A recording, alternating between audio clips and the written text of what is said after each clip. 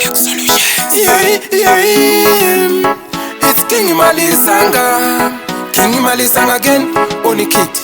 Aisi mosha kuti mwanasikana iwe unodiwa.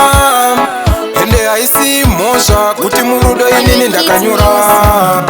Vachafarane kupembera kana wauya mudiwani.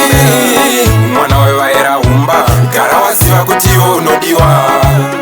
Vachafarane kupembera kana wauya mudiwani. Mwana wewaera moto gara wasiva kuti iwe unodiwa. Rudo chete ndoro ndakapfumbika muhana.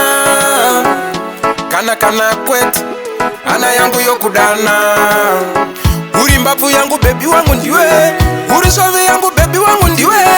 Uri chimwe changu baby wangu ndiwe. Zvese zvangu ndiwe. Vachafarane kupembera kana wauya mudiwani. Mwana wewaera umba gara wasiva kuti iwe unodiwa. Vachafarane kupembera kana wauya mudiwani. Mwana wewaera moto gara wasiva kuti iwe unodiwa. Naona nemso kanda rako rakapfava rinotaimira. Inzwa maungira engoma yandakuimbira. Kudai uri mbira ini ndiri gwenyambira. Reka nditende vabereki vakandiberekera. Uri gororo remoyo, uri kambavha kemoyo.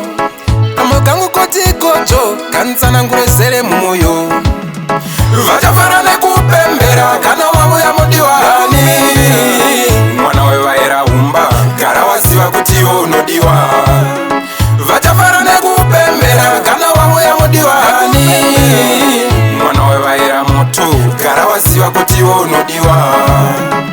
Rudo chete ndoro ndakapfumbika muhana.